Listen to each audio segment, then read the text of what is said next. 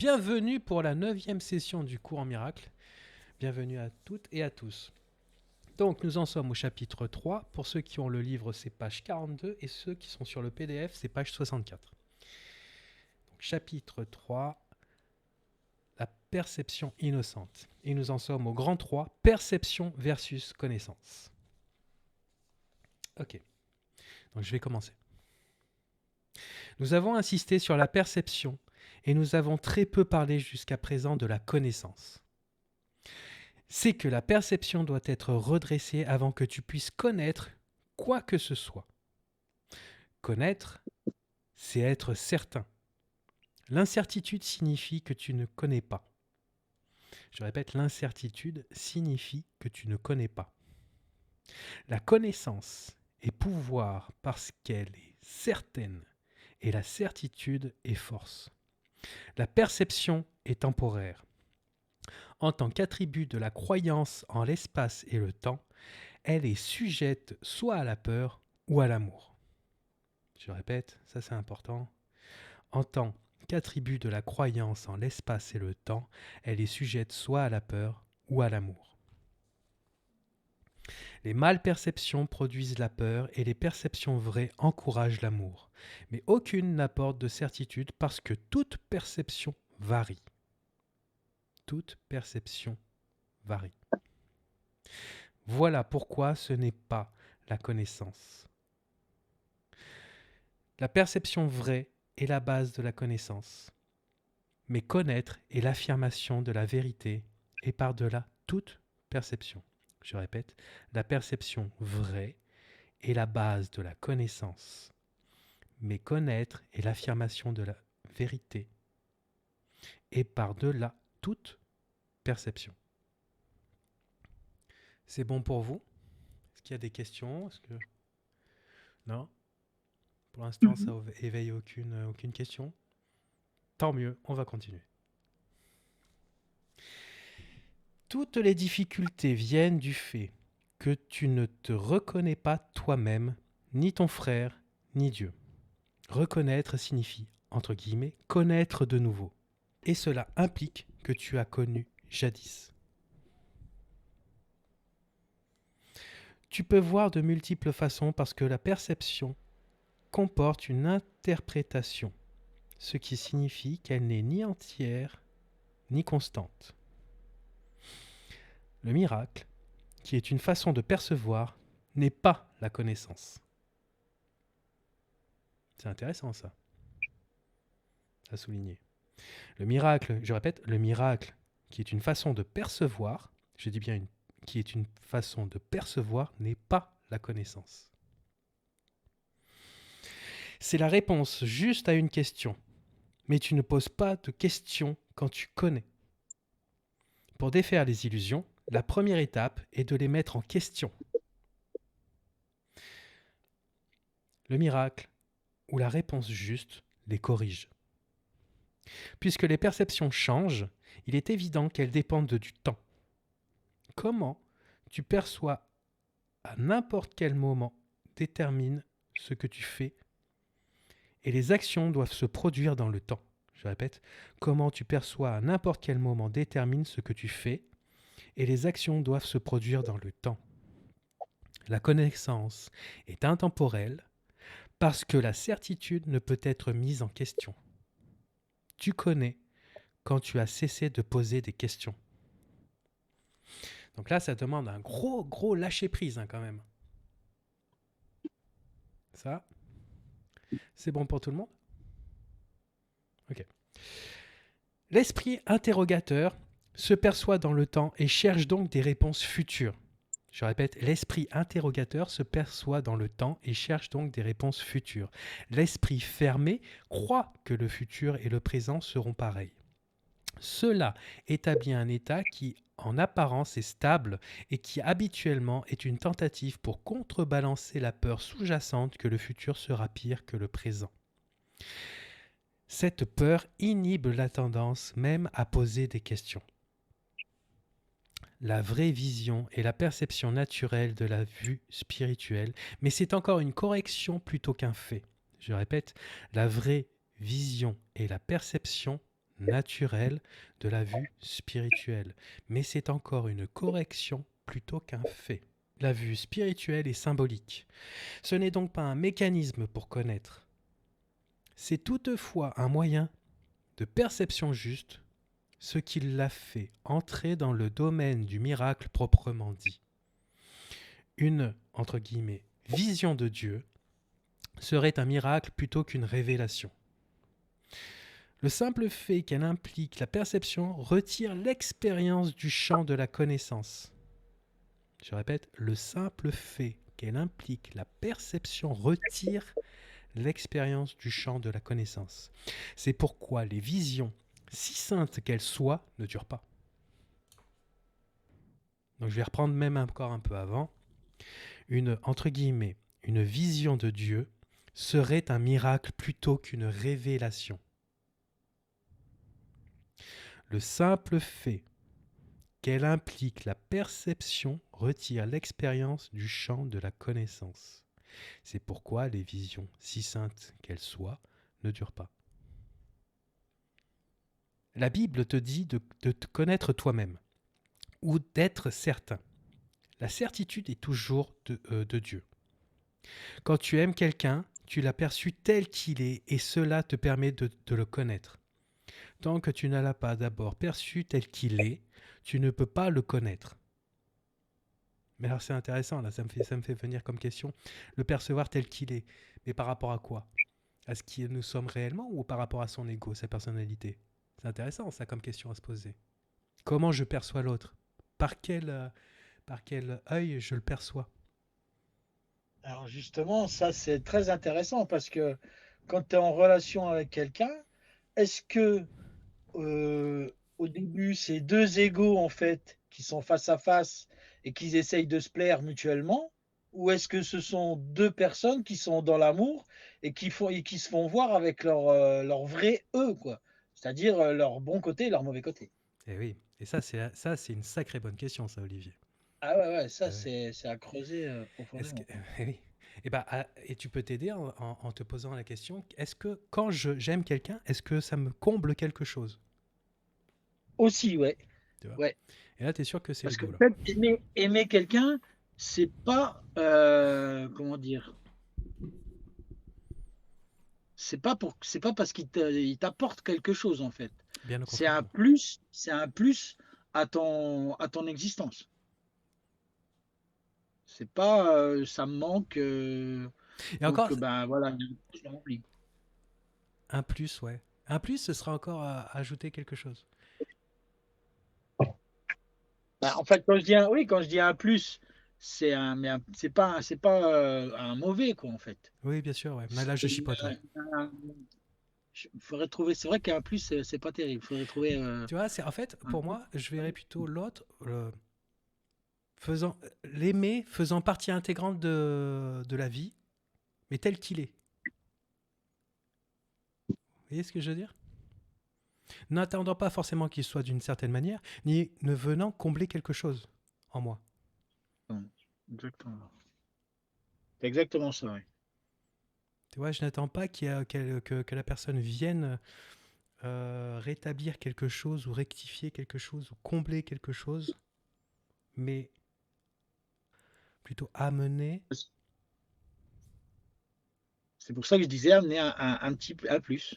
Quelque chose que tu n'as pas besoin. Mhm. Parce que quand tu es avec quelqu'un qui te remplit d'un manque ou avec lequel tu as besoin, c'est que tu es pas bien avec toi-même seul. Et le but d'être dans l'amour, je pense que c'est d'être bien avec soi-même quand on est seul. Et Oui, déjà, après, oui. Mhm. quand on rencontre quelqu'un, ben là, on peut être dans l'amour à deux. Mais il faut pas être, comme je disais au début, tous les deux dans l'ego pour plaire à l'autre et remplir des morceaux de l'autre. Oui, c'est ça, oui. Mhm. Et C'est rentrer dans ce,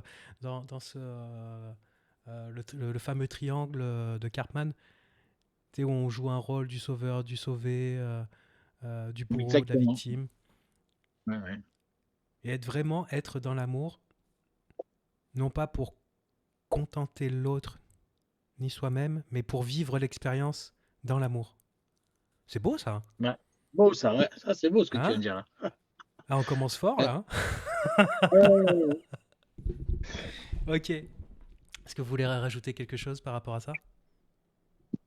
Non, non, non, non, non. Allez, bah on va continuer. Donc je reprends un peu en avant.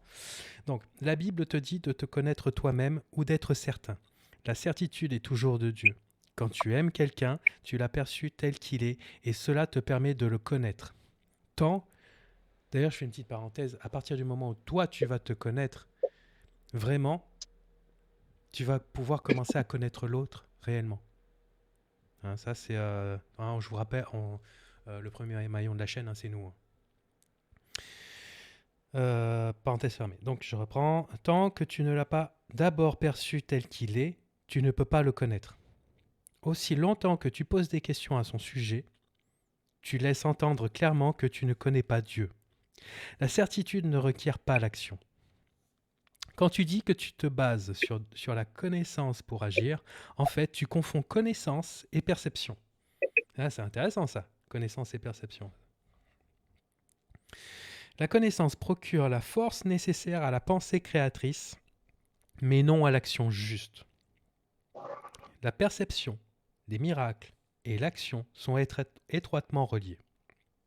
La connaissance est le résultat de la révélation et elle n'induit que la pensée. Je répète, la connaissance est le résultat de la révélation et elle n'induit que la pensée. Même sous sa forme la plus spiritualisée, la perception implique le corps. La connaissance vient de l'autel au dedans et elle est intemporelle parce qu'elle est certaine. Percevoir la vérité, ce n'est pas la même chose que la connaître. Ça, c'est important, ça, comme la phrase là qui vient d'être citée. Percevoir la vérité, ce n'est pas la même chose que la connaître. La perception juste est d'abord nécessaire afin que Dieu puisse communiquer directement avec ses autels qu'il a établis en ses fils. Là, il peut communiquer sa certitude et sa connaissance apportera la paix sans aucune question. Dieu n'est pas un étranger pour ses fils et ses fils ne sont pas des étrangers les uns pour les autres. La connaissance a précédé à la fois la perception et le temps et c'est elle qui à la fin les remplacera. Voilà la signification réelle de, entre guillemets, l'alpha et l'oméga, le commencement et la fin. Et, entre guillemets, avant qu'Abraham fût, je suis. Ça, c'est une parole de Jésus dans la Bible. La perception peut et doit être stabilisée, mais la connaissance est stable. Je répète, la perception peut et doit être stabilisée, mais la connaissance est stable. Entre guillemets, crains Dieu et observe ses commandements, devient, entre guillemets, connaît Dieu et accepte sa certitude. Donc je répète l'ensemble, la perception peut et doit être stabilisée, mais la connaissance est stable.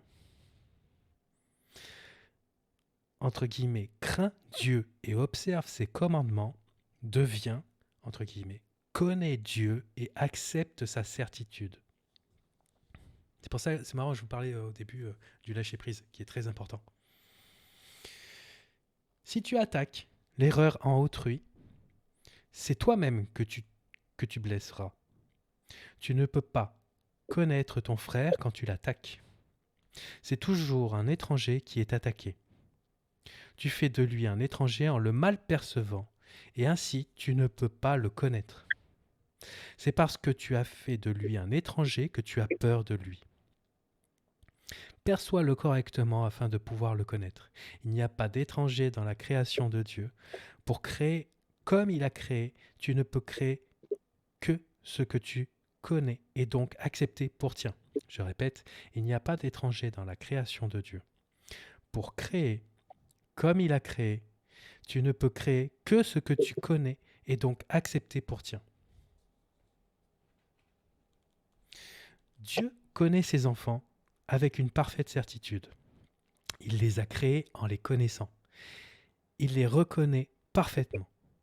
Quand il quand ils ne se reconnaissent pas les uns les autres, ils ne le reconnaissent pas. Fin du grand 3. C'est intéressant. Hein, ça, vous n'êtes pas trop confus? Faudra relire. Faudra, hein.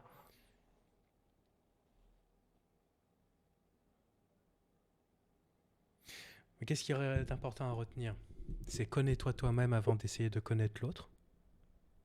Déjà, ça c'est un point important. Le lâcher prise, un truc important, crains Dieu et observe ses commandements, deviens, connais Dieu et accepte sa certitude. Et en plus, il fait bien.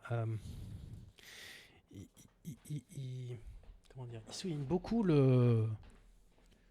les termes perception et connaissance. Pourquoi? Parce que nous, en tant que corps, en tant qu'ego, nous avons la perception de nos yeux. D'accord? Mais c'est pas pour autant que nous percevons quelque chose que cela est réel. Hein, des fois, on perçoit bien que ce que l'on veut bien percevoir. Parce que ça nous arrange dans nos vies, en tant qu'ego. Là, il est en train d'expliquer que la connaissance est connaissance. En gros, que la connaissance est Dieu. Et que nous essayons de jouer une petite vie avec un petit personnage et qu'on a complètement, comment dire, voilé la connaissance pour arranger nos affaires en tant que petit ego, ou petit personnage. Voilà, je pense que c'est, ce sont les points les plus importants dans ce paragraphe à retenir. Ça va? Ça envoie, hein, comme d'habitude. Hein. Ok, donc on va continuer. Grand 4, l'erreur et l'ego. Les aptitudes que tu possèdes maintenant ne sont que des ombres de ta force réelle. Je répète, les aptitudes que tu possèdes maintenant ne sont que des ombres de ta force réelle. Toutes tes fonctions présentes sont divisées et peuvent être mises en doute et remises en question. C'est que tu n'es pas certain de la façon dont tu vas les utiliser et tu es donc incapable de connaissance. Je répète, c'est que tu n'es pas certain de la façon dont tu vas les utiliser et tu es donc incapable de connaissance.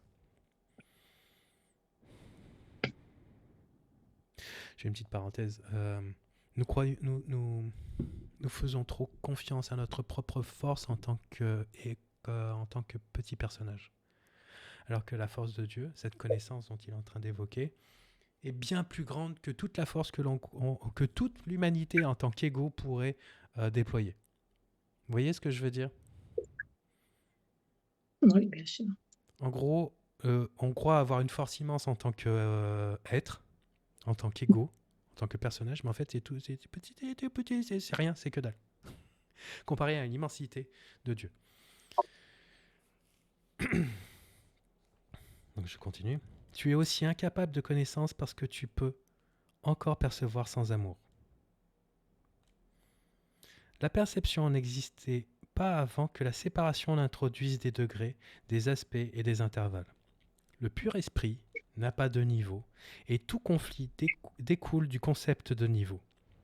Seuls les niveaux de la Trinité sont capables d'unité. Les niveaux créés par la séparation ne peuvent qu'être en conflit. C'est qu'ils ne signifient rien les uns pour les autres. La conscience, le niveau de la perception, fut la première division introduite dans l'esprit après la séparation, faisant de l'esprit un percepteur plutôt qu'un créateur. Je répète, la conscience, le niveau de la perception, fut la première division introduite dans l'esprit après la séparation. Vous voyez, la séparation vient après la séparation. La perception vient après la séparation. Donc c'est pas d'origine la perception. Faisant de l'esprit un percepteur plutôt qu'un créateur. Vous voyez la subtilité? Ouais. On perçoit les choses. Là, on est un peu dans le vague. Je perçois, mon Dieu. Et je cherche à tâtons. Hein. Mais en fait, finalement, ça nous voile ce côté créateur que nous sommes. Et je viens d'en perdre ma phrase.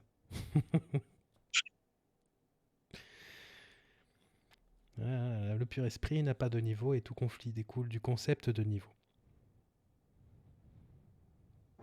C'est Seul... paragraphe 2. Paragraphe 2. Ligne Paragraphe 5. 2, petit 2.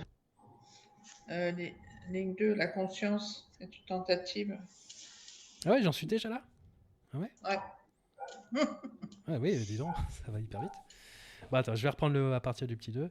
Donc, la conscience, le niveau... Ah oui, ça me souvient. Merci Isabelle, ça me revient. La conscience, le niveau et la perception fut la première division introduite dans l'esprit après la séparation, faisant de l'esprit un percepteur plutôt qu'un créateur. Vous voyez ? Faisant de l'esprit un percepteur plutôt qu'un créateur. La conscience est correctement identifiée comme étant le domaine de l'ego. L'ego est une tentative de l'esprit faux pour te percevoir toi-même tel que tu souhaites être plutôt que tel que tu es. Oula, je vais la reprendre. L'ego est une tentative de l'esprit faux pour te percevoir toi-même tel que tu souhaites être plutôt que tel que tu es. Vous voyez la différence ?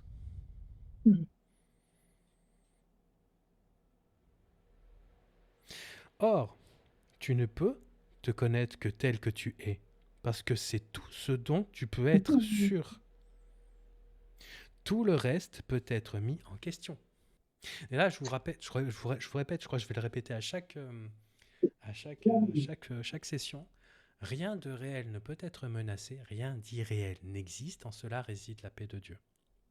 Donc, entre notre ego que nous sommes en train de vivre, ce personnage que nous sommes en train de vivre dans ce temple qui est notre corps, d'après vous, est-il réel ?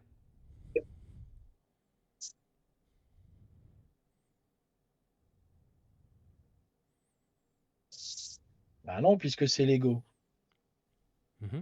Mais pourquoi ? Parce que c'est comme ça qu'on souhaiterait être. Je viens de le dire. Oui, c'est sûr, mais là, Mais en j'aimerais... fait, quand tu te mens pas à toi-même, Oui, tu te rends compte que l'ego, en fait, il est toujours en train de te flatter. oui, c'est vrai. Voilà. Mais, d'accord, ok. C'est juste ce que tu dis, Olivier. Mais c'est pas ce que j'aimerais aborder là maintenant. Là. C'est est-ce que vous croyez que l'ego est réel du coup ? Dans cette phrase, rien de réel ne peut être menacé, rien d'irréel n'existe. Puisqu'on pourrait comparer l'ego au corps, le corps, lui, va mourir un jour. Il va disparaître. D'accord ? Donc ça fait revenir à rien d'irréel n'existe. Par contre, ce qui est réel, c'est ce qui va perdurer dans le temps. C'est ce qui va perdurer, c'est ce qui ne mourra jamais. Vous voyez le... Vous comprenez ce que j'essaye de vous dire ou pas ? Ou pas, hein. Mais dites-moi, mais Thibaut, mais t'es complètement à l'ouest, quoi. Je n'ai pas trop compris ce que tu voulais dire, Thibaut.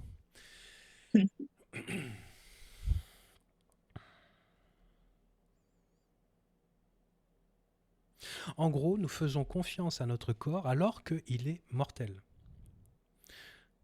Nous croyons qu'il est réel alors qu'il va mourir, qu'il va disparaître. D'accord ? C'est bizarre. Nous faisons confiance plus à quelque chose qui va mourir, qui va disparaître, plutôt qu'à quelque chose qui est éternel. C'est pas logique, je trouve. Qu'est-ce que vous en pensez de ça ? Et donc c'est pour ça que cette phrase « rien de réel ne peut être menacé ». Parce que ce qui est réel, c'est ce qui est éternel. D'accord ? Et rien d'irréel n'existe. En fait, pour en revenir à la phrase que tu disais par rapport au corps, Oui. qui lui était mortel, et puis l'esprit qui est immortel, la différence, et ça c'est ce que beaucoup d'êtres humains font, c'est que le corps on le voit. Le corps on le voit, le corps on le touche, on le sent. Voilà, je touche mon bras, je le sens, je vous vois, je me vois en même temps. Et puis, bon, bah, c'est pareil, si je me tords la cheville, je ressens de la douleur. C'est mon corps physique là qu'on ressent. Que finalement, l'esprit est sur un plan plus subtil. Et c'est pour ça que, bon, nous, on fait déjà un cheminement, ce qui fait qu'on a conscience de cette réalité-là, que l'esprit est immortel, que l'esprit perdure est éternel. Mais combien parmi les êtres humains ont cette conscience-là? Ah, mais alors attends, excuse-moi là, bon, alors, qu'est-ce que ça fait de savoir combien d'êtres humains a cette conscience-là? La chose la plus importante et la primordiale, Oui. c'est que toi, tu en aies conscience. Alors oui, j'en suis consciente au quotidien, mais en fait, quand on aborde la vie au quotidien, ou qu'on va au travail, faire ses courses ou autre, on peut être emprunt à voilà, dans le quotidien, tout ça, il y a des fois où on peut perdre par moment cette notion, Oui, cette notion d'infini, tu vois? oui, bien sûr. Mais c'est ce qu'on disait Et, dans et voilà. la session dernière. Après, c'était une question Hum, d'entraînement, de répétition, etc. hum, hum. Mais en fait, si tu veux, Donc, après la question qui vient après tout ça, c'est quel est ton choix? En quoi tu veux croire? hum, Tu vois? hum. Mais je t'invite vraiment à ne pas essayer de voir la vie par rapport aux autres, tu vois? Mais plutôt vraiment Oui, par rapport à toi-même. Toi, qu'est-ce que tu veux oui, ben percevoir? ça, Qu'est-ce que tu veux choisir? Est-ce que tu veux choisir que tu es seulement le corps et voilà, et donc tu te mets dans la hum, séparation? Ou est-ce que tu fais le choix d'être de, de te voir par rapport à l'esprit mhm. qui est éternel? Et donc, Ah ouais. tu vas croire en quoi? En ton corps, à ta perception que tu as via ton corps, ou plutôt à la connaissance qui vient de l'esprit, de ton esprit. Et après, c'est une question de choix. Et ça, il n'y a pas de Oui, jugement bien dans tout sûr, ça, tu vois. bien sûr, bien sûr, bien sûr. Après, quand je disais que combien, bien évidemment, ça c'est, comment dirais-je, chacun pense, croit en ce qu'il veut, comme tu disais si bien.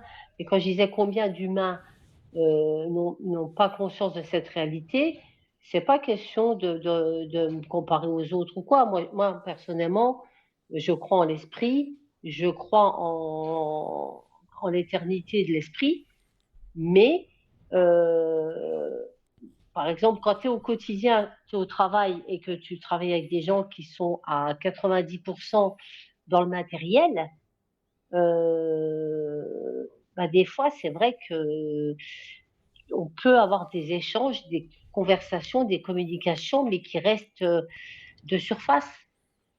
Tu vois ce que, je sais pas si je me fais bien comprendre, de surface, parce que bah, il y a des sujets, moi personnellement, que je n'aborde pas parce que je vois bien que ce n'est pas compris, hein, et ce n'est pas compris et c'est jugé.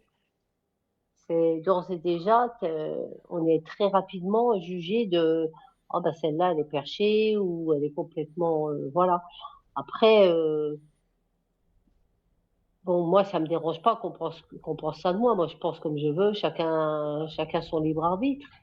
Mais c'est vrai que au quotidien ça peut être difficile quand tu as toutes ces croyances-là, cette certitude, et que tu es dans un environnement où les gens sont plus dans l'aspect physique, Oui, mais tu vois, dans le je, physique. Hmm. oui, mais toi-même, tu les vois avec cet aspect physique. Si tu les voyais plutôt avec leur aspect, avec Âme le... jeune, moi je vois plutôt âme jeune, j'essaie de me dire comme ça, tu vois. Oui, mais là, t'es en jugement, là.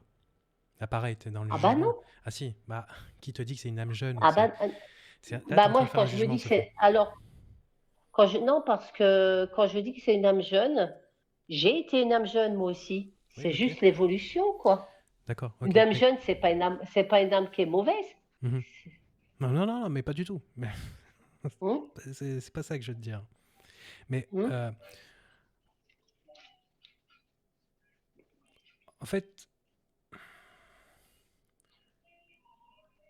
en fait, quand tu es dans cette situation-là, essaie de voir ton frère ou ta sœur sans son corps.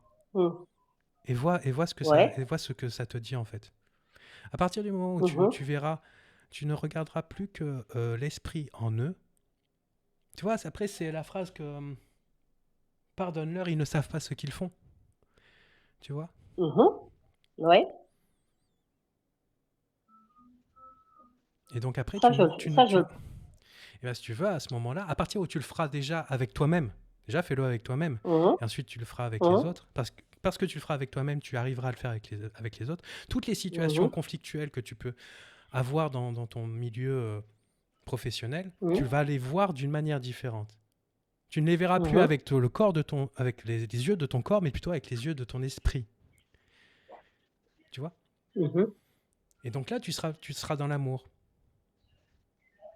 Mhm. Tu vois ce que je veux dire ou pas? Oui, oui, oui. Oui, oui, je vois tout à fait, oui. Parce que tu sais, quand tu dis ils ont pas des conversations, euh, ils ont des conversations que tu n'aimes pas et que en fait ils sont en train de te juger Non, en gros, pas que tu n'aimes pas, mais que c'est en pas, fait c'est, qu'ils sont en train de te juger en fait. bah, c'est des En gros, conversations qui sont pas que voilà, bah, c'est pas ça, c'est que c'est des conversations qui m'intéressent pas, quoi. ça nourrit pas ton âme. Elles C'est sont pas ça. nourrissantes, bien sûr, effectivement. Mais là, Voilà. du coup, ça me fait penser au pompier d'Olivier qui veut nourrir son Mm. ego grâce à l'ego d'Olivier, tu vois. Mm. Et c'est un peu le même principe, en fait, Mm. tu vois, dans Mhm. tes relations Mhm. professionnelles. Mais à partir du moment Mhm. où tu comprends ce système-là, qu'en fait, c'est l'ego de l'autre qui est en train de chercher ton propre ego pour s'alimenter Mhm. lui-même, ok, et ben, en fait, tu vas comprendre que finalement, il y aura plus autant d'impact que tu pourrais avoir aujourd'hui, puisqu'en fait, tu verras l'amour en lui parce que tu verras l'amour en toi. Et c'est ça le miracle, en fait. Mhm. C'est amener la vérité, Mhm. tu vois. Mais d'abord, il faut l'amener en toi-même, Ouais. Mhm. tu vois. Et donc après, Ouais, ouais, ouais. quand tu seras vraiment dans l'amour, j'allais dire, véritable avec toi, bah, tu seras en amour avec, Mhm. même quand l'autre va te prendre pour une sorcière, tu vois. Mhm. Et ça, c'est beau. Et c'est ce qui devrait être. Ouais. Parce qu'on se voit trop avec nos corps et nos égos, en fait. Parce qu'on a été baigné Ouais. là-dedans pendant des centaines et des centaines C'est clair. d'années, de vie, etc., etc. Mhm. Tu veux rajouter quelque chose, Sophie, du coup, par rapport Non, à ça? non, non, non, je suis tout à fait. Non, non, ce que tu dis résonne. Ouais. Oui, oui. Mais c'est vrai que je me rends compte. Bon, après, c'est clair que ce que tu dis là, ça ne se fait pas en un claquement de doigts. C'est un processus qui doit prendre le temps d'infuser. Et je m'en rends compte parce que je sais que mon regard a déjà considérablement changé. Bien sûr. A déjà considérablement changé par rapport à il y a un an ou deux en arrière. Et je pense que dans un an ou deux, il aura encore évolué. Et c'est ça qui est intéressant. Mm. Ça va évoluer. Après, alors, tu dis que ça se fait pas en un claquement de doigts. Alors ça, je l'entends souvent ces Mm, derniers temps. Mais en fait, il y a un truc qui est sûr, c'est qu'en un claquement de doigts, tu peux avoir cette volonté-là de vouloir changer et d'évoluer. Ça, c'est sûr. En un claquement de doigts, tu mm, peux l'avoir. Après, le temps mm. que tu vas mettre à atteindre, entre guillemets, cette évolution que tu désires, peut se faire très Oui. rapidement. Tu vois. Tout dépendra de l'espace que tu laisseras à l'amour et à Dieu, si tu crois en Dieu, ou à la source, ou à Mm, l'univers. mhm. Utilise le mot Oui, bien sûr, oui. Ouais, qui te siera le mieux. Et donc ça peut aller très rapidement. Le ouais. temps n'est qu'un outil pour que nous puissions expérimenter, c'est tout. Hein, tu Mm, vois. Et c'est là où justement vient l'observation de soi. Comment je me comporte dans telle mm. situation, dans mes choix, qu'est-ce qui est derrière mes choix? Est-ce que c'est la peur ou est-ce que Ouais, c'est l'amour? Tu vois. Et il y a plein de, c'est tu vois, vrai. Mais c'est vrai. hein, C'est ah, tellement tu vrai. la sens la vague d'amour là qui vient dans ton cœur là à ce moment-là là Ouais, quand je suis en ouais, train de ouais, te ouais. Non, mais ouais, ouais. Ouais, ouais. ah c'est top Mais c'est c'est top. vrai qu'après. apprendre à s'observer, c'est clair, dans toutes les situations, quelles qu'elles soient, et prendre de la hauteur. Oui, bien sûr. Ça, c'est très important aussi. Parce qu'en fait, il faut bien comprendre un truc, c'est que tout est déjà en nous. Tout est déjà en nous. Mhm. On ne va pas Oui. chercher des choses à l'extérieur pour essayer d'agrémenter notre propre être, mais au contraire, on essaie. Mhm. Le but du jeu est d'enlever ces manteaux que nous avons, Mhm. dont nous nous sommes chargés. Mais tout est déjà là. C'est juste à Mhm. nous d'ouvrir les bras et d'accueillir ce qui est déjà là, en fait. Mhm. Ok. Ouais. Je te remercie. Ah, mais avec plaisir, c'est avec plaisir. C'est bon pour tout le monde? Donc, la conscience, le niveau de la perception fut la première division introduite dans l'esprit dans la séparation, faisant de l'esprit un percepteur plutôt qu'un créateur. La conscience est correctement identifiée comme étant le domaine de l'ego. L'ego est une tentative de l'esprit faux pour te percevoir toi-même tel que tu souhaites être plutôt que tel que tu es. Allez, ça c'est important ça. L'ego, je répète, l'ego est une tentative de l'esprit faux pour te percevoir toi-même tel que tu souhaites être plutôt que tel que tu es. Or, tu ne peux te connaître que tel que tu es parce que c'est tout ce dont tu peux être sûr. Tout le reste peut être mis en question. L'ego est l'aspect interrogateur du soi de l'après-séparation qui a été fait plutôt que créé. Je répète, l'ego est l'aspect interrogateur du soi de l'après-séparation qui a été fait plutôt que créé. Il est capable de poser des questions, mais non de percevoir des réponses signifiantes, parce que celles-ci impliqueraient la connaissance et ne peuvent être perçues. Je répète, il est capable de poser des questions, mais non de percevoir les réponses signifiantes, parce que celles-ci impliqueraient la connaissance et ne peuvent être perçues. C'est dingue ça, hein? C'est pour ça qu'il faut, dans cette observation qu'on était en train de parler tout à l'heure, Sophie, se poser des questions, c'est bien, tu vois. Alors je parle pour tout le monde, hein. Se poser des questions, c'est bien, mais faut-il déjà entendre les réponses? Parce que souvent, on va se poser des questions, mais finalement, on n'écoute pas nos réponses. Parce qu'on veut quelque chose de bien précis. Un exemple. Genre, par exemple, vous avez un choix à faire, soit prendre la route de droite ou soit prendre la route de gauche. À gauche, va y avoir, je sais pas, des magasins de vêtements, mais bon, sur le chemin, et vous allez dire, mais non, je vais pas passer par là parce que je vais être tenté et tout. Et le chemin de droite, c'est le chemin le plus rapide et le plus sûr. Et là, votre instinct, il va vous dire, mais prends à droite. Et ben en fait, non. Votre ego, il va vous dire, vous allez vous poser la question, votre instinct, il va vous dire, va, prends à droite. C'est le chemin le plus rapide et le plus sûr. Et ton ego, il va te dire, non, passe à gauche, il y a des magasins intéressants, je vais faire quelques petites emplettes. Vous voyez ce que je veux dire? C'est un peu... Mais en fait, on n'écoute pas, on écoute. C'est pour ça qu'il faut vraiment être s'observer et savoir qu'est-ce qui répond en nous, qu'est-ce qui fait les choix en nous.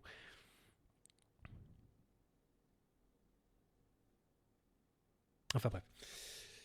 C'est bon pour tout le monde? Ouais. Allez, je continue. L'esprit est donc confus, parce que seule l'unité d'esprit peut être sans confusion. Un esprit séparé ou divisé doit être confus. Je répète, un esprit séparé ou divisé doit être confus. Il est nécessairement incertain de ce qu'il est. Il doit être en conflit parce qu'il est en désaccord avec lui-même. Ça vous est jamais arrivé de vouloir quelque chose, mais d'être quand même en conflit à l'intérieur de vous-même? Hein, ça arrive. Hein. Mon Dieu, qu'est-ce que c'est chiant. Qu'est-ce que c'est chiant. Cela rend ces aspects étrangers les uns aux autres. Et c'est l'essence même de... D'ailleurs, là, je fais une petite parenthèse à ce que je viens de dire. Regardez ce qui vous fait peur. Parce que généralement, quand il y a un conflit à l'intérieur de vous-même, c'est qu'il y a quelque chose à l'intérieur de vous qui a peur. D'ailleurs, j'aimerais rectifier un truc. Souvent, je vous ai dit quel est le choix que vous faites. Est-ce que c'est le choix de l'ego ou le choix de l'amour? Vous m'avez entendu le dire, ça, assez souvent. Ok. En fait, maintenant, ce que je vous inviterai plutôt à regarder qu'est-ce que vous mettez derrière vos choix. Est-ce que c'est l'amour ou est-ce que c'est la peur? Une petite subtilité que je vous invite à modifier à chaque fois que vous vous posez la question dans vos choix. Pourquoi je fais ce choix? Est-ce que c'est un choix d'amour ou est-ce que c'est un choix de peur? Parce qu'en fait, on se rendra compte qu'il n'y a que deux choses. Soit c'est de l'amour, soit c'est on agit soit parce que c'est de l'amour, soit parce que c'est de la peur. Et des fois, ça peut être subtil parce que les peurs, on ne les voit pas forcément en fait. Bref, je continue. Il doit être en conflit parce qu'il est en désaccord avec lui-même. Cela rend ces aspects étrangers les uns aux autres, et c'est l'essence même de cette condition propice à la peur dans laquelle l'attaque est toujours possible. Tu as tout lieu d'avoir peur, tel que tu te perçois toi-même. C'est pourquoi tu ne peux pas échapper de la peur jusqu'à ce que tu te rendes compte que tu ne t'es pas et ne pouvais pas te créer toi-même. Tu ne peux jamais rendre vrai tes malperceptions et ta création est au-delà de ta propre erreur. C'est pourquoi il faudra que tu finisses par choisir de guérir la séparation. Il ne faut pas confondre la justesse d'esprit avec l'esprit connaissant, parce qu'elle ne peut s'appliquer qu'à la perception juste. Tu peux être de l'esprit juste ou de l'esprit faux, et même là, il peut y avoir des degrés, ce qui démontre clairement que la connaissance n'y entre pas. Employer correctement l'expression entre guillemets justesse d'esprit sert à désigner la correction de la entre guillemets fausseté d'esprit. Et elle s'applique à l'état d'esprit qui induit la perception exacte.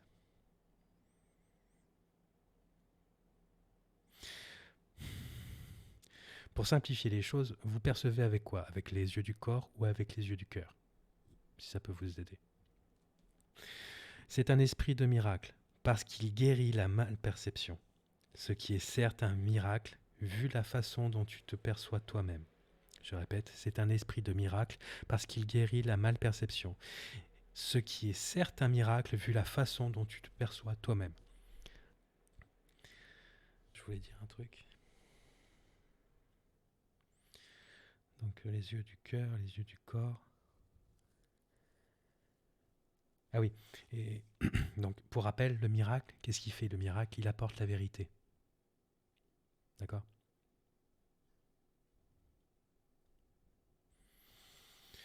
C'est tout. La perception comporte toujours quelques mauvais usages de l'esprit, parce qu'elle amène l'esprit dans des zones d'incertitude. L'esprit est très actif. Quand il choisit d'être séparé, il choisit de percevoir. Jusque-là, sa seule volonté est de connaître. Après, il ne peut que faire des choix ambigus et la seule voie qui mène hors de l'ambiguïté est la perception claire.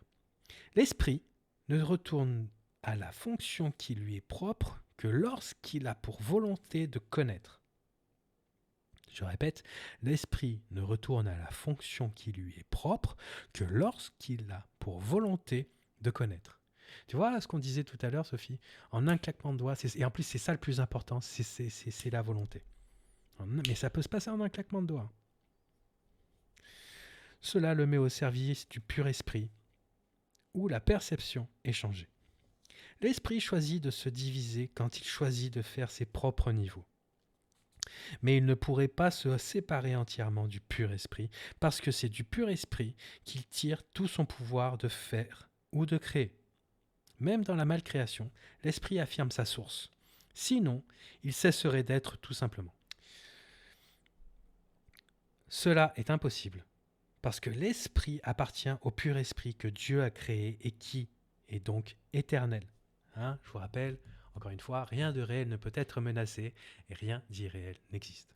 En cela réside la paix de Dieu.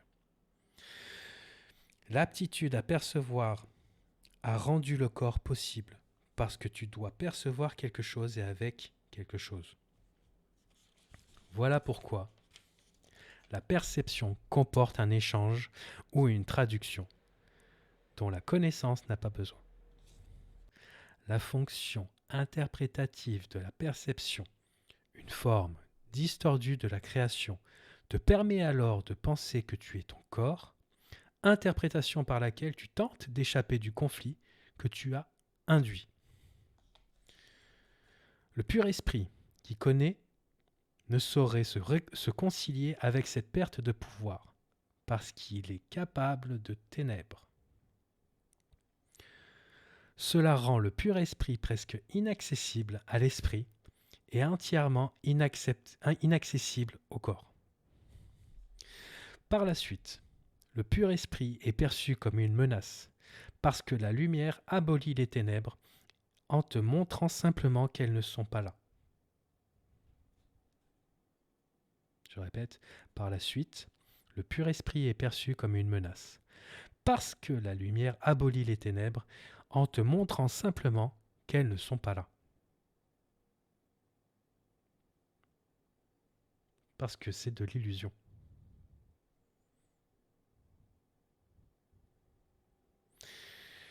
C'est ainsi que la vérité vaincra toute l'erreur. Cela ne peut pas être un processus actif de correction parce que, comme je l'ai déjà souligné, la connaissance ne fait rien. Elle peut être perçue comme un agresseur, mais elle ne peut pas attaquer. Ce que tu perçois comme une attaque de sa part, c'est ta propre vague reconnaissance de ce que tu peux toujours te souvenir de la connaissance, puisqu'elle n'a jamais été détruite. Ouais, c'est un peu complexe là, j'avoue, donc je vais répéter. Je vais même reprendre un peu avant. C'est ainsi que la vérité vaincra toujours l'erreur. Cela ne peut pas être un processus actif de correction parce que, comme je l'ai déjà souligné, la connaissance ne fait rien. Bon, la connaissance, elle ne fait rien. Elle est les connaissances. Elle peut être perçue comme un agresseur, mais elle ne peut pas attaquer. Pour rappel, les égos se heurtent, mais l'amour ne heurte jamais. D'accord ? Si vous êtes en conflit avec quelqu'un, dites-vous que c'est soit votre ego, soit le sien qui est en train d'attaquer. Pourquoi ? Parce que votre ego ou l'ego de l'autre a peur de quelque chose. Ok ? Et vous allez peut-être croire que c'est la connaissance qui vous attaque, mais non, c'est votre propre ego qui est en train d'avoir peur, très certainement d'être dissous. Donc il va se mettre en mode défense. Donc il va attaquer. C'est compréhensible ce que je suis en train de vous dire ? Ouais, ok. Donc, elle peut être perçue comme un agresseur, la connaissance, mais elle ne peut pas attaquer. Ce que tu perçois comme une attaque de sa part, c'est ta propre vague reconnaissance de ce que tu peux toujours te souvenir de la connaissance, puisqu'elle n'a jamais été détruite en vous, alors que pourtant la connaissance est en vous. C'est un peu... Voilà. Je vais continuer, peut-être qu'il y aura des réponses qui vont venir après. Dieu et ses créations restent en toute ses sûreté et connaissent, donc il n'existe aucune malcréation. La vérité ne peut s'occuper des erreurs que tu veux, toi. J'étais un homme qui se souvenait du pur esprit et de sa connaissance. En tant qu'homme, je n'ai pas tenté de contrebalancer l'erreur de la connaissance, mais de corriger l'erreur de bas en haut. J'ai démontré à la fois l'impuissance du corps et la puissance de l'esprit. Là, on parle de la résurrection du Christ. En unissant ma volonté à celle de mon Créateur, je me suis naturellement souvenu du pur esprit et de son but réel. Je ne peux pas unir pour toi ta volonté à celle de Dieu, mais je peux effacer toute la malperception de ton esprit si tu me laisses le guider. Dites-vous bien que le Saint-Esprit ne pourra jamais intervenir si vous ne lui laissez pas la possibilité d'intervenir. Si vous ne faites pas le choix, vous ne pourrez jamais être réunifié à Dieu si vous ne faites pas ce choix, si vous n'avez pas vous-même cette volonté de vouloir vous réunir. D'accord ? Ce qu'on appelle le libre arbitre. Donc, je continue. Seules tes malperceptions te barrent la route. Sans elles, ton choix est certain. Une perception saine induit un choix sain. Je ne peux pas choisir pour toi, mais je peux t'aider à faire toi-même le juste choix. Entre guillemets, il y a beaucoup d'appelés, mais peu d'élus. Devait être, entre guillemets, tous sont appelés, mais peu choisissent d'écouter. Par conséquent, ils ne font pas le juste choix. Les, entre guillemets, élus sont simplement ceux qui font le juste choix plus tôt. Les esprits justes peuvent faire cela maintenant et ils trouveront du repos pour leur âme. Dieu te connaît seulement dans la paix et cela est ta réalité. Fin du grand 4. C'est intense, hein? Est-ce que vous avez compris des choses? Est-ce que vous avez mal compris des choses? Est-ce que vous avez des questions? Est-ce que vous avez des suggestions, des remarques, des choses, peut-être de la colère, de l'incompréhension, de Thibaut, tu m'emmerdes, je comprends rien à ce que tu me dis et je vais cramer ce putain de livre, mais sauf que je l'ai en PDF.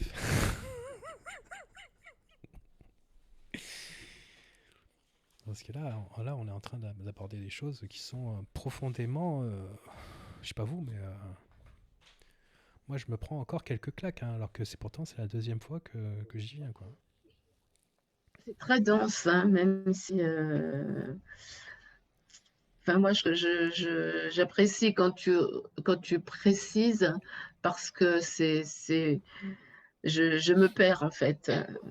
J'avoue que je suis perdue.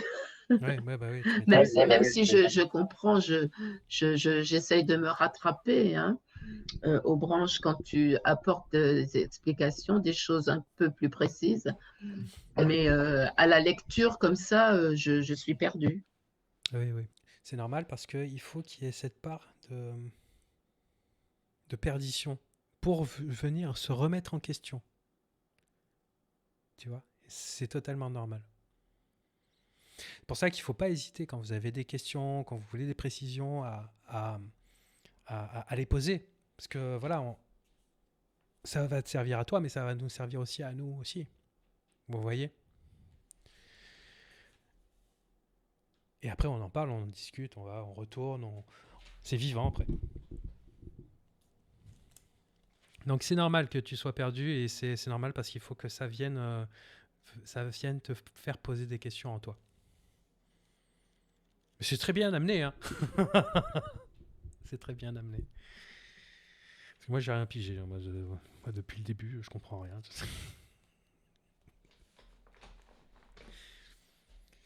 Non, et après, et après, vous allez voir quand les choses vont se faire naturellement. En fait. Moi, je pense qu'il faut plusieurs lectures pour que ça infuse, même si effectivement on peut, même si oui, le choix de faire le choix de l'amour ou pas se pose, ou ne se pose pas, mais bon, on peut faire le choix de l'amour ou pas, d'un claquement de doigts. Mais il faut du temps pour que ça infuse entre le moment où on entend, même s'il ne faut pas analyser, même s'il ne faut pas, hein, il faut un temps que ça pénètre et qu'on s'observe, qu'on observe nos agissements, nos pensées et que ça devienne un petit peu plus fluide. Bien sûr. C'est en fait le temps que ça va mettre, c'est le temps que tu vas mettre à lutter. Et donc du coup, je t'invite à te poser la question, qu'est-ce qui est en train de lutter à l'intérieur de moi? C'est pas compliqué, hein. Si vous voulez vraiment que ce soit rapide, il faut travailler votre lâcher-prise. C'est-à-dire que plus vous ferez confiance à la vérité, à Dieu, à la source, etc., plus vous allez ouvrir les bras et le laisser venir être, plus ça va être rapide. Là où ça prend du temps, c'est parce que vous êtes vous-même en train de lutter contre ce qui est réel.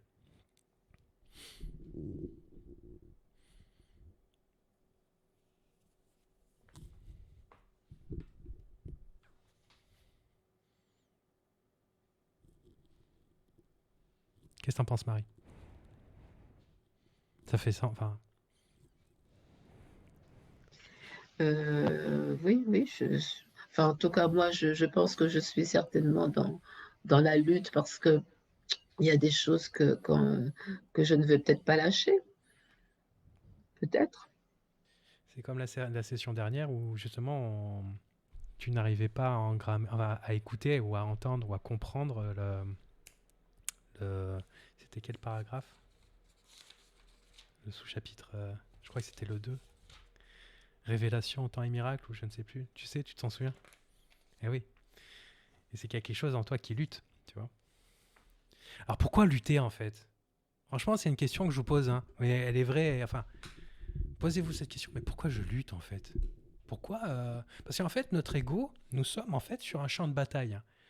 Et c'est pas notre esprit qui est en train de se battre, c'est l'ego. C'est notre ego qui est en train de se battre avec d'autres égos. Et alors pourquoi on lutte? Oui, Sophie. Moi, je pense que inconsciemment, on lutte parce que ça vient bouleverser ce que l'on pensait être une vérité Absolument. et qui n'était, voilà, et que quand pendant 40, 50 ans, tu étais persuadé de quelque chose et puis que tu découvres finalement que non, eh ben lâcher prise, ça peut faire peur. Je suis complètement d'accord Mais avec ça toi. peut faire peur, mais après, une fois que tu acceptes et puis que tu te dis, allez, hop, c'est bon, je lâche tout et je m'ouvre. Et je pense que là, c'est salutaire. Mais bon, faut lâcher prise. Et c'est vrai que lâcher prise, c'est pas toujours facile, hein. Et lâcher prise, c'est un petit peu mourir quelque part, Eh oui, eh oui. je pense. Mais qui est-ce qui meurt? C'est quoi qui meurt? Et encore, mourir, c'est quelque chose de... C'est quelque chose d'assez violent. Mais et tu as totalement raison. C'est qu'il y a quelque chose qui meurt. C'est pour ça qu'on ne veut pas lâcher prise. Alors qui veut pas lâcher prise du coup? C'est l'ego qui veut pas lâcher prise. Parce que l'ego, il est persuadé que c'est comme ça et pas autrement. Et après, eh ben, en fait, l'ego, il est titillé, il est chahuté. Ah bah oui. Et qu'en fait, en fait, lâcher prise, c'est revenir à l'essentiel et lâcher l'ego et voilà. Bah, c'est ça, c'est exactement ça. C'est que du coup, l'ego n'aura plus la place qu'on lui a donnée depuis autant de temps. Et donc, il est en train d'être dissous. Et ça lui plaît pas, l'ego. Il veut pas disparaître. D'un côté, c'est normal. Parce qu'on lui a laissé la place pendant tellement d'années. Après, je vous invite à vous poser la question, c'est quoi l'ego aussi? Posez-vous aussi cette question, mais c'est quoi l'ego? L'ego, c'est le premier de la liste. C'est toujours le premier en classe. Ouais, c'est ça. C'est celui qui se prend pour Dieu. En fait, après, l'ego, c'est quoi? C'est moi, c'est le moi-je. D'accord? Donc, c'est le personnage que nous jouons, en fait, pour simplifier les choses. Donc, est-ce que vous avez envie de vous faire mourir Isabelle, là, que tu es en train de vivre, Sophie, que tu es en train de vivre, Olivier, que tu es en train de vivre, Marie, que tu es en train de vivre, Thibaut, que tu es en train de vivre? Il va pas être d'accord. Hein. On n'a pas envie d'être dissous comme ça. C'est pour ça qu'il y a cette lutte. C'est pour ça qu'il faut... Et en fait, tu veux, le but du jeu, c'est pas forcément de le faire disparaître, cet ego. Déjà, premièrement, ce qu'il faut arriver à faire, c'est de distinguer qu'est-ce qui est derrière chaque chose que nous sommes en train de vivre. Déjà, on commencer par là. Apprendre à se connaître, finalement. Tu vois? Le but du cours, ce n'est pas de renier le corps ni l'ego. C'est simplement d'amener la vérité. Mais pour voir la vérité, il faut d'abord, n'est-ce pas Marie? Il faut d'abord voir ce qui est faux. Oui. Oui, Sophie. Moi, ce que tu viens de dire, là, ça résonne. Tout à l'heure, j'ai vu un petit extrait d'un film où on voyait une personne qui demandait à l'autre de se présenter, de dire qui elle était. Et donc, le monsieur en face, il se présente en disant, voilà, en fait, il se présentait dans son métier. je sais plus de quel métier, enfin bref, peu importe. Et donc, il commençait à se vendre, en fait. Et l'autre l'interrompt, dit, non, non, je t'ai pas demandé quelle était ta profession, tout ça. Et alors après, ben, il parle de ses loisirs. Il lui dit, non, mais on s'est pas compris. Et qui tu es vraiment? Et on a vu la personne, en fait, elle était agacée parce qu'en fait, elle ne se connaissait qu'à travers son métier et à travers ses loisirs. Ses loisirs. Et on la sentait frustrée parce qu'elle n'était pas capable de dire qui elle était vraiment. Et Très ça, frustrant. c'est, comment dirais-je, Bah, c'est c'est frustrant. frustrant, mais en même temps, c'est frustrant, mais en même temps, c'est quoi? C'est l'ego qui, en fait, qui, euh, qui est là, qui est présent, tout ça. Donc, c'est vrai que là, faut lâcher prise avec tout ça, quoi. Hmm. Et là, ça demande quand même. Et quand tu perçois ça, tu te dis, mais oui, c'est vrai. C'est vrai qu'il faut lâcher prise. Faut avoir confiance et lâcher prise. C'est ça. Mais alors attention, Mm. parce que tu vois, j'entends le lâcher prise comme si on allait lâcher quelque chose, donc perdre quelque chose. Tu vois, c'est ça qui fait peur aussi, mais on va perdre quelque chose. Alors que finalement, non, on va rien perdre du tout, en fait.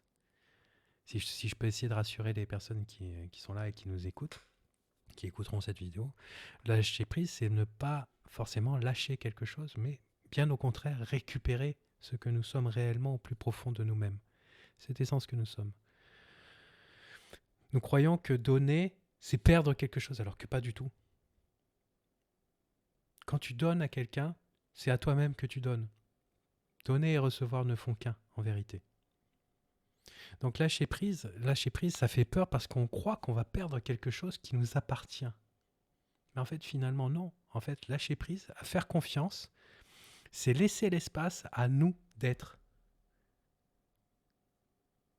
Et en percevant la chose comme ça, c'est beaucoup plus posé, beaucoup plus calme et beaucoup plus dans l'amour. Et donc, il y a moins de peur, mais il y a de l'amour, justement. Donc, du coup, comment je vois le Mais, lâcher prise? Est-ce que je vois ça avec mes peurs ou est-ce que je vois ça avec l'amour? Oui, Isabelle, excuse-moi. ouais, non, j'allais dire lâcher prise, en fait, c'est lâcher les peurs. C'est ça, c'est ça. Entre ouais, carrément. Ouais, on peut dire ça comme ça. Mm. Mais au lieu de lâcher les peurs, regarde-les ces peurs et vois que ce ne sont que des illusions. Donc tu vois, on n'est plus sur quelque chose à lâcher, mais à accueillir. Oh, il y a un truc là. Je sais pas si vous en rendez compte, mais là, il y a quelque chose. Et lâcher prise, c'est aussi lâcher les prises de tête. Absolument, absolument. Mais ne la lâche plus, cette prise de tête. Mais observe-la, regarde-la. Tu vois. Et quand tu vas la regarder cette fois, mais vraiment avec tout l'amour que tu as en toi, mais tu vas te rendre compte que finalement, c'est de l'illusion, que tu te prends la tête, mais pour rien en fait. Pour rien, parce que tu ne fais confiance qu'à tes propres forces de petite Isabelle, alors que ta Mm. force, elle est immense, puisqu'elle est intégrante à celle de Dieu, ou de la source ou de l'univers, en fait. Tu vois. En fait, le lâcher prise, c'est comme le manque de confiance en soi. Ouais, ça peut en faire partie, mais justement, au lieu de... Ne lâche pas la confiance en toi, le manque de confiance en toi, regarde-le plutôt et vois que c'est pas vrai, que c'est de Mm. l'illusion. C'est qui manque de confiance en toi? En toi.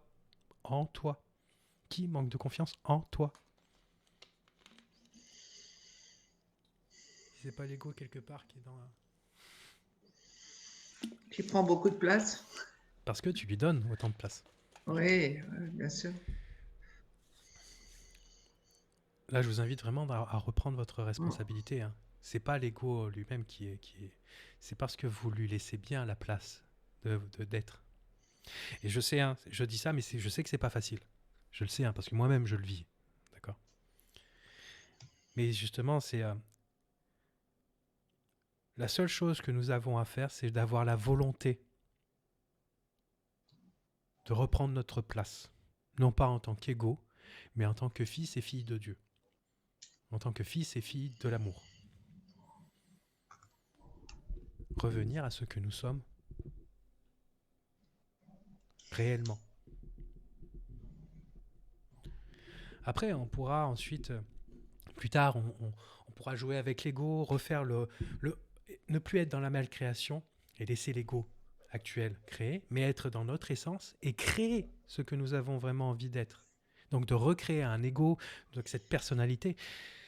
Vous comprenez ? On ne subira plus, mais on sera dans la création. Et même si on laisse, si on reprend notre place de fils ou fille de Dieu et qu'on donne moins de place à l'ego existera toujours.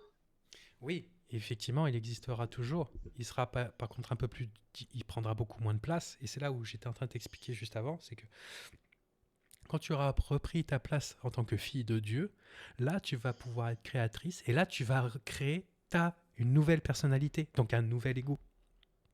Mais là comme aurait dit Bernard de Montréal, là tu pourras atteindre le bel ego. Lui, il appelait ça le bel ego. C'est-à-dire celui qui n'est pas forcément dans le négatif, mais qui est dans l'amour. Mais quand même, nous avons nos personnages.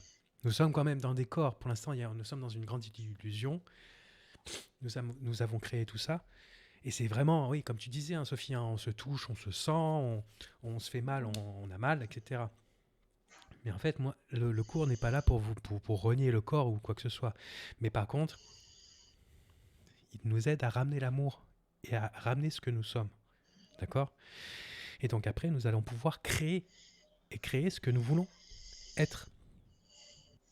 Après, il faut aussi faire confiance,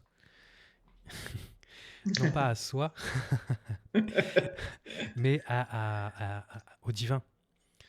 Hein, parce qu'il y a un plan que nous ne voyons pas. Nous sommes tout petits. Mais en fait, il y a un plan divin qui est en train de se jouer. Et tout ce qui se passe, même si on croit que c'est nul, qu'on est en train de le juger, nous n'avons pas tous les éléments pour vraiment juger l'ensemble de ce qui est en train d'arriver sur la Terre, ni peut-être même dans l'univers. Tu vois ? Donc c'est pour ça, ayons confiance au plan divin. Je suis sûr que dans vos vies, même si vous avez vécu des choses horribles, hein, moi le premier, ça m'est arrivé d'avoir vraiment touché le fond, mais je suis là aujourd'hui. Je suis en train de vous parler, je suis en train de faire une vidéo, je suis en train d'essayer d'étendre l'amour que j'ai en moi à travers vous, etc., etc. Alors que pourtant, j'ai vécu des choses qui sont vraiment dégueulasses. Hein. Donc ça veut dire qu'on n'est jamais seul, on est toujours aidé. Même quand on vit des choses qui sont vraiment pas terribles. Même quand on a vécu le pire, on peut prôner l'amour. Bien sûr, il faut. Parce que le pire que tu as vécu, il y aura toujours une goutte d'amour à l'intérieur qui aurait... En fait, ce que tu as vécu un jour ou l'autre va te servir pour étendre l'amour plus tard. Un jour. C'est bizarre à dire, hein, c'est peut-être même un peu compliqué à accueillir. Mais faisons confiance au plan divin. Vraiment. Et si vous avez plus de questions, si c'est OK pour vous. C'était très intéressant, comme à chaque cours. Et puis, faut le relire. Je suis soulagée d'avoir... Ouais, tout à fait. C'est ça qui est bien, Thibaut, c'est que comme tu enregistres, même si on loupe un cours, on peut le rattraper dans la semaine et on peut même les réécouter. Parce qu'il y a des fois... Après, comme l'a dit Marie, c'est pointu quand même, tu vois. Alors, autant il y a des fois, il y a des choses que tu vas lire. Et bon, la lecture, elle est un peu, comment dirais-je, fallacieuse. Mais de la manière dont toi, tu vas l'expliquer, c'est comme si qu'on le sait déjà en nous. C'est comme si cette vérité-là, je ne sais pas si ça vous parle. Ouais. Il y a des fois, il y a des choses, c'est comme si qu'on la sait, que ça fait partie de nous. Par contre, il y a des fois, waouh, c'est vrai que c'est... Et c'est là qu'on voit l'ego, l'ego, voilà, c'est... Des fois, tu commences un paragraphe, ça te paraît waouh, tu comprends rien. Et au fur et à mesure que tu lis le paragraphe, en fait, tu as les réponses. C'est ça. C'est ça. Mais moi, j'ai une question, le cours en miracle. Oui. ça a été la personne qui a écrit ce cours. Mhm. Comment qu'elle a fait, enfin, c'est d'écriture intuitive ou absolument pas? Parce que c'est quand. Ça a été canalisé, je crois. Ça a été guidé, en fait. Elle disait qu'elle pouvait pas passer à côté. C'est quand même très très riche en enseignement. Je trouve que c'est super riche d'enseignement. Oui, parce qu'à la base, ça a été écrit en anglais et c'est traduit en français. C'est ça, ouais, exactement. Mhm. Exactement. Et Mhm. en français et dans d'autres langues, je crois. Et les traducteurs ont Ouais. eu pour consigne de ne pas dévier Ouais, du texte. l'original. Exactement. Mm. Ils n'ont pas eu la liberté de pouvoir faire des phrases bien formées, quoi que ce soit. C'est pour ça que des fois, on a des phrases un peu Des bâtardes. fois, ouais. Sans doute parce que justement, si ça a été canalisé, c'est que dans les mots, il y a des choses ce sont des mots qui résonnent et qui infusent, si je puis dire. Et c'est sans doute pour ça, effectivement, qu'il faut garder tel que pour que les mots aient leur puissance d'action. C'est ça. Exactement. Et je sais plus.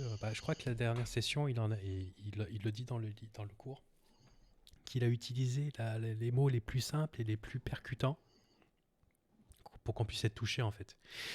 Et il dit que si on n'est pas touché par ces mots, c'est que c'est nous-mêmes qui ne voulons pas être touchés. Tu vois? Parce que lui, c'est vrai, hein, enfin, on dirait pas comme ça, mais c'est vraiment expliqué d'une manière la plus simple, j'allais dire le mot accueillant, logique. Il y a vraiment beaucoup d'amour. Tu es pris par la main, hein, quand tu lis le livre. Hein. C'est impressionnant. C'est vraiment impressionnant. Et d'ailleurs, tu disais tout à l'heure, Sophie, que tu as l'impression que tu sais déjà, mais en fait, c'est normal parce qu'en fait, il est simplement en train de nous raconter notre histoire. Tu vois? Mais notre histoire de la source que nous avons en nous, en fait, de cet esprit qui est en nous, de cet amour qui est en nous. Pas qui est en nous, d'ailleurs, que nous sommes. C'est plus juste. Et que nous avons oublié Et que nous avons... depuis toutes ces générations, enfin depuis toutes ces réincarnations, en fait. C'est ça, exactement. Exactement. Tout ça parce qu'on a voulu faire comme notre père et on a voulu créer des trucs et on a pris peur parce qu'on a cru qu'on allait se faire engueuler. C'est un peu comme ça qu'amène le cours, hein, l'explication du cours. Donc voilà. Et donc du coup, on se retrouve là maintenant bloqué parce que dans cette grande illusion que l'on croit telle, qui est vraiment bien faite, hein, parce qu'on y croit réellement. Hein. Mais finalement, on croit être le corps, mais non. Mais c'est pas pour autant que tu vois l'ego et tout ça, faut le rejeter. Tu vois? C'est pas parce qu'on sait que nous sommes un esprit dans un corps qu'il faut rejeter le corps. Bien au contraire. Nous avons quand même une expérience à vivre. Mais justement, au lieu de la subir, créons-la. Tu vois? Elle est là, la petite la notion importante. Est-ce que vous avez des questions, d'autres questions, peut-être Moi, j'ai réécouté les passages que tu m'avais dit, Thibaut. Et alors? Bah, ça parle. Ah bah oui, tu m'étonnes. Ça me parle bien et ça reflète bien. Enfin, c'est un avant-goût de ce que je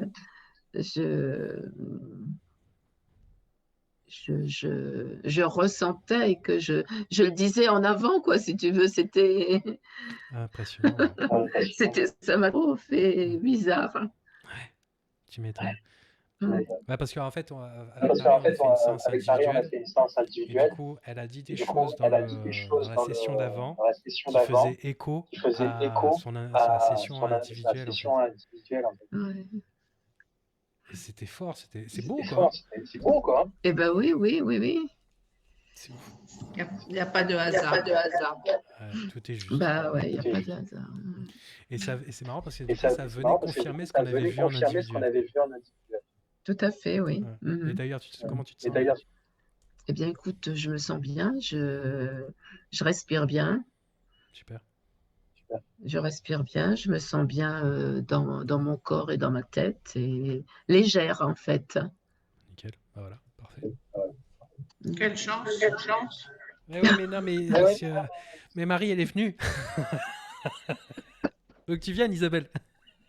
Ça s'est pas fait tout seul, hein, excuse-moi, mais Thibaut, il a l'art et la manière de te mettre dans des états modifiés, et après, bah, ça va. C'est vrai, je confirme. Hein. Ouais. J'aime beaucoup ce qu'on est en train de vivre là. C'est rempli d'amour, c'est plein de bienveillance. Ah bah, super. Encore un bon petit cours de passé, c'était sympa. Ouais, ouais. Ah ouais, moi, je vais le Mhm. réécouter. Ouais, J'avoue ouais. que moi, je les réécoute de temps en temps et c'est vrai que tu captes des choses que tu n'aurais pas captées sur le moment. C'est ça. Mm. Oui, Non, c'est c'est ça. intéressant, ouais. Même revenir sur Mm, les premiers, même, tu vois, parce que du coup, aujourd'hui, mm, vu que tu as passé plusieurs cours, bah, le premier, par exemple, ou le deuxième, tu vas avoir des compréhensions. Et ça va faire tilt, en fait, tu vois. Faut mm. pas hésiter à revenir à des anciens cours, en fait. Et donc, nous allons arrêter pour aujourd'hui. Et je remercie toutes les personnes qui nous ont suivis. Et je vous dis à une prochaine.